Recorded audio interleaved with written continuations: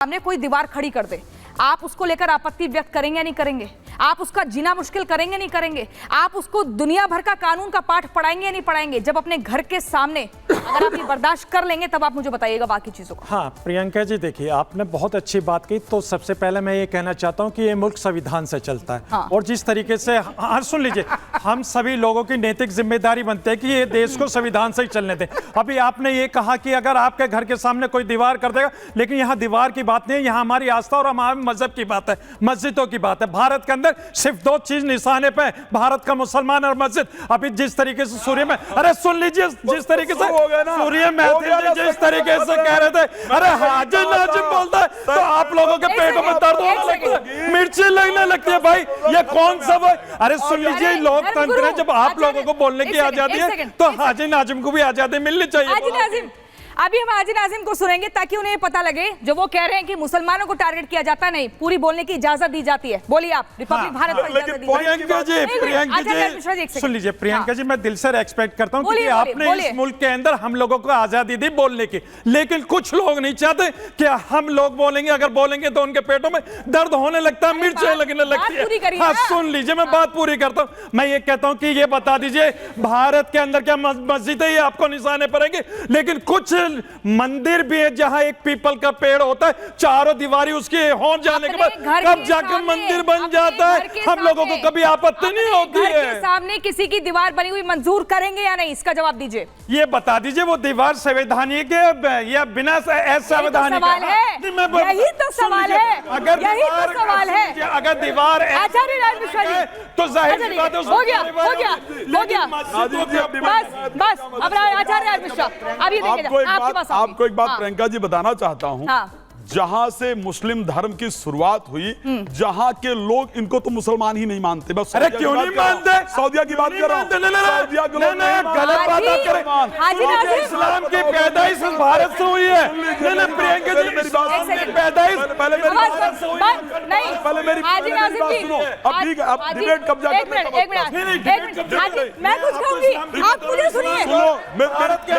अरे पहले मेरी बात तो सुनोगे। एक सेकंड आपको सुनना पड़ेगा पहले मेरी बात। हाजी नाजिम जी एक बात बताइए, यहाँ पर आप डिबेट करने आए, डराने आए सबको? आप डरा रहे हैं, बोलने नहीं दे रहे किसी को। अरे अपनी बात बोल दी। अवैध कब्जा करने का यही तो प्रॉब्लम है। हम लोग तो हर वक्त आधा घंटा बोलेंगे फिर निशाने पे, बंदूक के दहाने पे। प्रियंका जी मुझे हम नहीं हटा देंगे। हाँ सुनिए, ये गलत बात है। हाजी आप एक एक करके पहले आचार्य। पहले प्रियंका जी आपको बता देता हूँ, सऊदिया के अंदर किसी भी प्रकार के मजार को बनाने की इजाजत नहीं है। आप लोगों को पता होना चाहिए। आज जाकर चेक करिए। संविधान से बाकी देश नहीं चलते हैं। कमाल की बात कर रहे हैं। क्या तरीका देते हैं? ये डिबेट कर रहे हैं। एक मिनट, ये डिबेट है या नौटंकी? आपके पीछे कोई बोला है? ये गलत कर रहे हैं आप। ये असंवैधानिक है। असंवैधानिक है। एक सेकंड आचार्य मिश्रा, ये असंवैधानिक है, ये अनैतिक है। आप नैतिकता के आधार पर सबको बोलने दीजिए। आप चाह रहे हैं डिबेट में आए, आपको सब सुनते रहे, ऐसा नहीं होगा ना। आप यहाँ पर अतिक्रमण मत करिए, कब्जा मत करिए, और यहाँ से ये सब नहीं चलेगा। पहले आचार्य राज मिश्रा बोलेंगे। सबसे पहले प्रियंका जी, वहां पर सरकार अपने नियम के अकॉर्डिंग मस्जिद का निर्माण करती है। सरकार वहां नियम, कोई भी इस प्रकार का कोई मजार नहीं बनाया जा सकता। और मैं सत्य कहता हूं कि जितनी मजारें भारत के अंदर अवैध बना दी गई हैं, अगर कोई एक भी मजार सऊदिया का यहां निकाल कर दिखा दे तो मैं मान जाऊंगा। अब दूसरी बात बताता हूं, यहां पर मंदिरें ही नहीं अवैध है, और उसी के सपोर्ट यहां मस्जिदें ही नहीं अवैध है, उसी के सपोर्ट में आप मानते मंदिर भी अवैध है? सुनो, हाजी नाजिम आज डिबेट नहीं करेंगे, अतिक्रमण भी करेंगे। ये देखिए हाजी नाजिम ये बता रहे हैं कि अतिक्रमण भी करेंगे और बोलने से भी रोकेंगे। अवैध रोहिंग्या या बांग्लादेशी उनको ये लोग अवैध नहीं मानते, तो अपनी मस्जिदें अवैध कहां से? आचार्य राज मिश्रा जी थोड़ी एक बार में शैलेश तिवारी बोलेंगे कि वो सरकार की बात कर रहा है। सरकार देखेगी आप क्यों खाना बांग्लादेशी अवैध है, आप क्यों खाना जंगी बनाए हुए। एक सेकंड नहीं चल पाएगा। भारत के मुसलमान बताओ पहले। यहाँ पर देखिए, हम लगातार आपको दिखा रहे हैं, जनता के सामने है। आज जनता के सामने आज कटघरे में है, और जनता ये तय करेगी कि आप देखिए डिबेट में ये पता चल रहा है कि कौन यहाँ पर क्या कब्जा करने का प्रयास कर रहा है। एक एक करके बोलेंगे, कोई बीच में किसी को नहीं टोकेगा। मैं बताऊंगी ये देखिए शैलेश तिवारी जी, मुझे बताइए कि यहाँ पे सऊदी का भले ही उदाहरण दे रहे हैं, लेकिन हिंदुस्तान तो हिंदुस्तान के संविधान से चलेगा। और संविधान का, एक मिनट हाजी नाजिम जी, आपने तो हमको डरा कर रख दिया है, आप हमको बोलने नहीं देंगे, यहाँ साथियों को भी डरा रहे हैं, एंकर को भी इतना कर रहे हैं, ऐसे नहीं चलेगा। शैलेश तिवारी जी बताइए, हिंदुस्तान संविधान के हिसाब से चलेगा? अरे प्रभु धर्मगुरु हिंदू, एक सेकंड, तो ये संविधान का माहौल क्यों बनाया जा रहा है? सुनिए प्रियंका जी, अपने घर के सामने दीवार बर्दाश्त नहीं करेंगे। मैं आपको बता दूं, मैं आचार्य शैलेश तिवारी किसी भी व्यक्ति से नहीं डरता, चाहे वो मुसलमान हो, ईसाई हो, या कोई यहूदी हो, या कोई भी व्यक्ति हो, मैं किसी से नहीं डरता।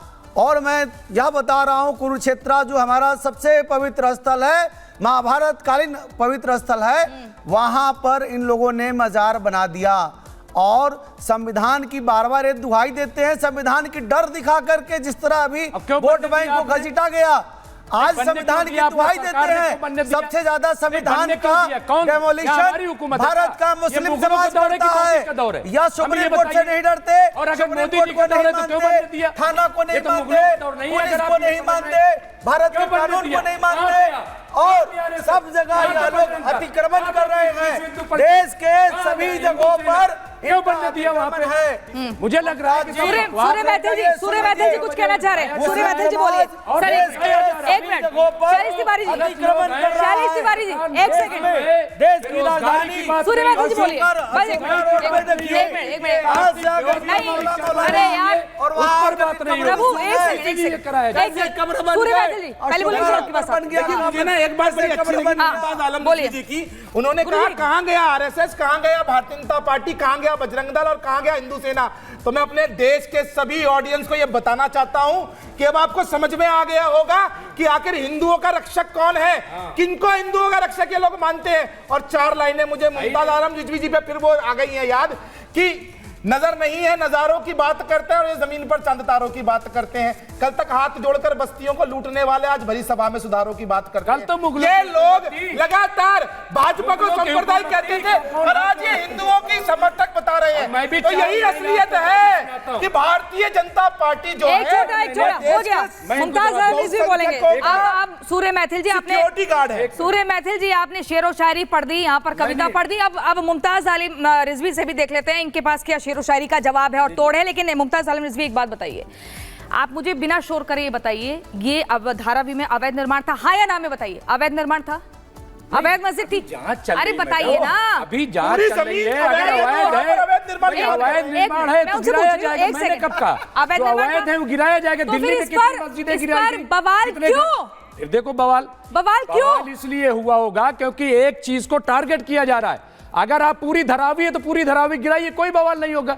लेकिन जब आप एक, अभी सूर्य मैथिल जी ने शेर पढ़ा, मैं इनके लिए जवाब देता हूं कि सितारों से आगे जहां देखते हो, गरेबा में देखो कहां देखते हो, चुराते हो नजरें हकीकत से तुम भी, कहां आईना है कहां देखते हो, कहां आईना है, सच्चाई जो है उसको देखो।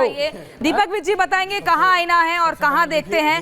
लेकिन आईने में, दीपक विज जी एक ब्रेक के लिए मुझे रुकना पड़ेगा, लेकिन आईने में साफ तौर पर दिख रहा है, आईना बता रहा है साफ साफ कि अवैध निर्माणों की जो फेरिस्त है वो बढ़ती जा रही है, उनके ऊपर बुलडोजर चलता है तो शोर हंगामा होता है। एक छोटे से ब्रेक के लिए हमें रुकना होगा, लेकिन रिपब्लिक भारत के दर्शकों से बस यही अपील है, कहीं मत जाइए, क्योंकि आज ये चर्चा लगातार जारी है और हम आपको बताएंगे कैसे अवैध काम पर संग्राम होता है, कौन किसको डराता है, किस तरीके से यहां पर संविधान का अपमान होता है। पूरी चर्चा लगातार जारी रहेगी। एक ब्रेक के लिए हम रुक रहे हैं, देखते रहिए रिपब्लिक भारत।